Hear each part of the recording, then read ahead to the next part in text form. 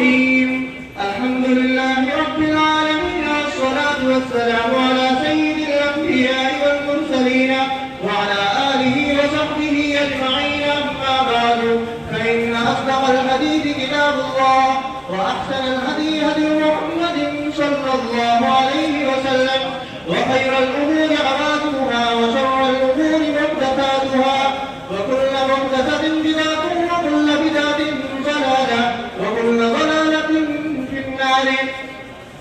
وفي السند المتصل منا من جميع طلاب الصف النهائي في الجامعة الإسلامية دار العلوم مقدوما إلى المحدث الجليل المحقق النبيل بقية السلف حجة الخلف العارف بالله تعالى مولانا محمد سفيان القاسمي، أدار الله زلال بركاته ومتع العالم بمسلسلات إرشاداته. آمين يا رب العالمين. أنه قال: أجازني والد الشيخ محمد سالم القاسمي بن الشيخ المحدث حكيم الإسلام القاري المقري محمد طيب القاسمي رحمه الله تعالى قائلا: أجازني في المدينة المنورة سماحة الشيخ المحدث الجليل محمد زكريا القاسمي رحمه الله تعالى بعد قراءتي عليه الأحاديث المسلسلة وأوائل الأحاديث من 40 كتابا من كتب الحديث المتداولة وغيرها عن الشيخ المحدث الجليل الفقيه النبيل قليل أحمد السهرنبوري عن الشيخ عبد القيوم المدانبي إلى مسند الهند الشام ولي الله الدهلوي بأسانيده المتشعبة المتصلة إلى رسول الله صلى الله عليه وسلم. بسم الله الرحمن الرحيم. الحديث المسلسل بالأولية. قال الفقيه ولي الله عفي عنه: حدثني السيد عمر بلفظه تجاه قبر النبي صلى الله عليه وسلم، وهو أول حديث سمعته منه. قال: حدثني جدي الشيخ عبد الله بن سالم البصري. قال: وهو أول حديث سمعته منه. قال: حدثنا الشيخ يحيى بن محمد الشهير بالشامي. قال: وهو أول حديث سمعناه منه. قال: أخبرنا به الشيخ سعيد بن إبراهيم الجزائري المفتي الشهير بقدورة. قال: وهو أول حديث سمعته منه. قال: أخبرنا به الشيخ المحقق سعيد بن محمد المقري. قال: وهو أول حديث سمعته منه عن الولي الكامل أحمد حج البهراني. قال: وهو أول حديث سمعته منه. قال: عن شيخ الإسلام العارف بالله تعالى سيدي إبراهيم الطاسي. قال: وهو أول حديث سمعته منه. قال: قرأته على المحدث الرباني أبي الفتح محمد بن أبي بكر بن الحسين المراغي. قال: وهو أول حديث قرأته عليه. قال: سمعت من لفظ شيخنا سيد الدين عبد الرحيم بن الحسين العراقي. قال: وهو أول حديث سمعته منه. قال: حدثنا أبو الفتح محمد بن إبراهيم البكري الميدومي. قال: وهو أول حديث سمعته منه. قال: أخبرنا النديب بن الفرج عبد اللطيف بن عبد المنعم الحراني. قال: وهو أول حديث سمعته منه. قال: أخبرنا الحافظ بن الفرج عبد الرحمن بن الجوزي. قال: وهو أول حديث سمعته منه. قال: أخبرنا أبو سعيد إسماعيل بن أبي صالح النيشابوري. قال: وهو أول حديث سمعته منه. قال: أخبرنا والدي أبو صالح أحمد بن عبد الملك المؤذن. قال: وهو أول حديث سمعته منه. قال: أخبرنا أبو طاهر محمد بن محمد محفش السباني. قال: وهو أول حديث سمعته منه. قال: أخبرنا أبو حامد أحمد بن محمد بن يحيى البزازي. قال: وهو أول حديث سمعناه منه. قال: حدثنا عبد الرحمن بن بشر بن الحكم.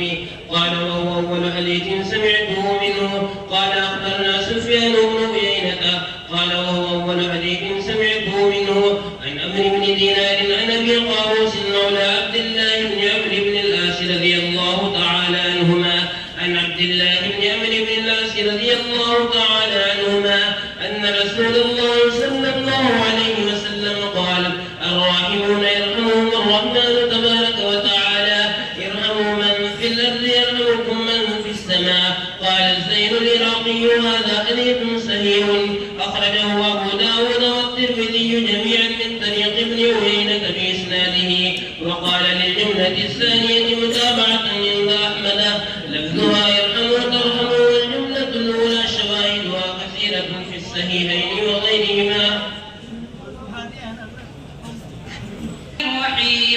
الحديث المسلسل بالمسافحة. قال الفقير ولي الله يعفي عنه.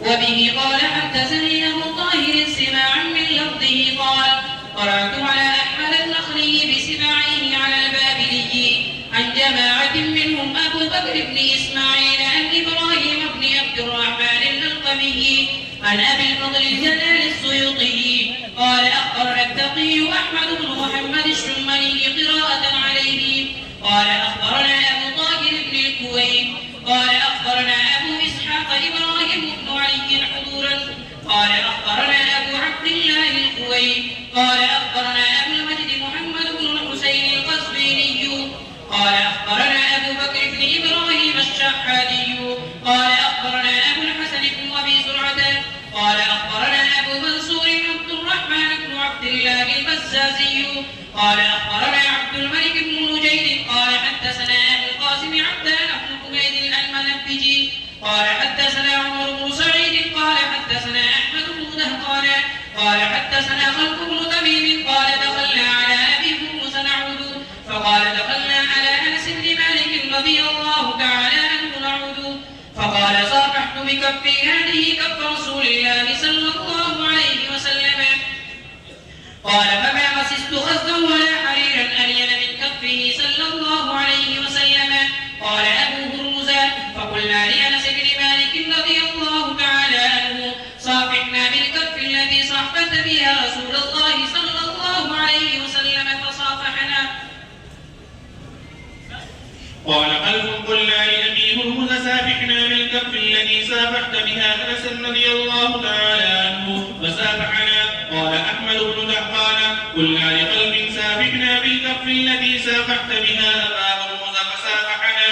قال عمر بن سعيد قلنا لأحمد بن دهقان سافحنا بالكف الذي سافحت بها خلف بن تميم فسافحنا. قال عبدان قلنا لعمر بن سعيد سافحنا بالكف الذي سافحت بها أحمد بن دهقان فسافحنا. قال عبد الملك قلنا لعبدان سافحنا بالكف الذي سافحت بها عمر بن سعيد فسافحنا. قال أبو منصور قلت لعبد الملك سافحنا بالكف الذي سافحت بها عبدان فسافحنا. قال أبو الحسن بن أبي زرعة قلت لأبي منصور سافحنا بالكف الذي سافحت بها عبد الملك فسافحنا. قال أبو بكر الشحازي قلت لأبي الحسن سافحني بالكف الذي سافحت بها أبا منصور فسافحني. قال أبو المجد قلت لأبي بكر سافحني بالكف الذي سافحت بها أبا الحسن فسافحني. قال الكوي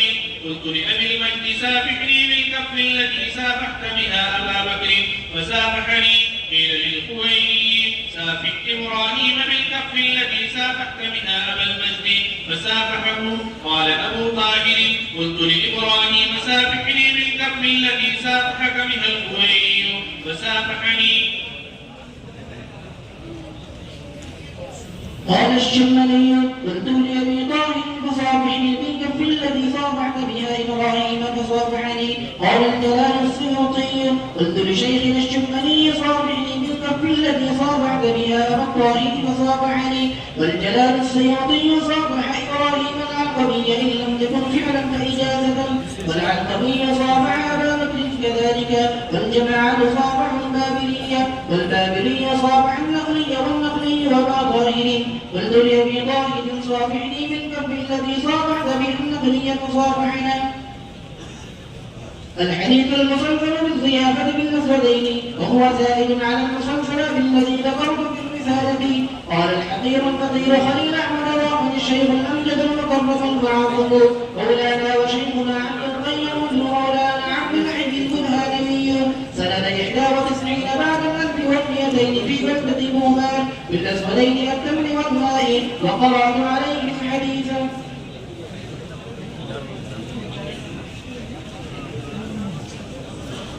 أزاقني شيخنا ومولانا أشراه إسحاق الدهلوي المهاجر المكي بالأسودين التمر والماء.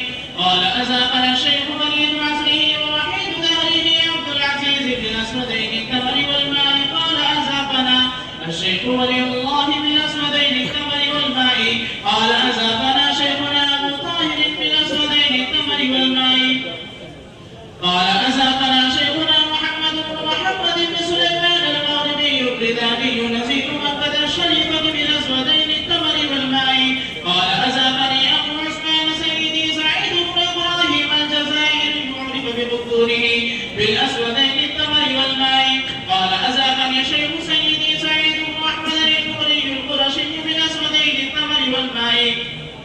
قال أزاقني شيخ الصدور الأوحد سيدي أحمد حج الغمراني بالأسودين التمر والماء. قال أزاقني شيخ الأنام موزع طريق الإسلام أبو سالم سيدي إبراهيم التازي البلمسي بالأسودين التمر والماء. قال أزاقني الشيخ العالم الولي أبو الركب محمد بن أبي بكر بن الحسين المراقي المدني بمنزله بالمدينة تمرا وماء في يوم الخميس شهر الله المحرم سنة 31 و800 وقرأ علينا.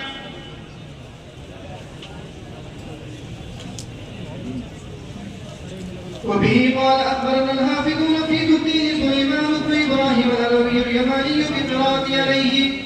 قال أخبرني والدي إجازة قال أخبرنا تقي الدين عمر بن علي الشعبي قال أزافنا شيخنا القاضي فخر الدين الطبي في منزله بزبيل بالأسودين التمر والماء. قال أزافنا شيخنا الإمام فخر الدين محمد بن إبراهيم الجيزي الفارسي على الأسودين التمر والماء. قال أزافنا شيخنا الحافظ وأبو الأسلام الحمداني بهذا الأسودين التمر والماء. قال أزافنا شيخ أبو بكر هبة الله بن الفرج الكاتب المعروف بابن أخت الطويل الهمداني على الأسودين التمر والماء. قال أزافنا أبو جعفر محمد بن الحسين بن محمد بن إبراهيم الصوفي على الأسودين التمر والماء.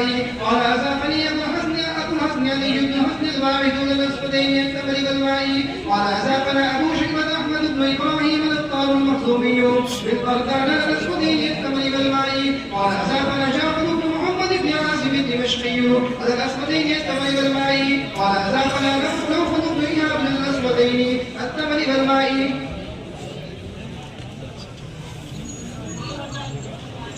قال أضافنا عبد الله بن ميمون القذافي على الأسودين التمر والماء. قال أضافنا جعفر بن محمد الصادق على الأسودين التمر والماء.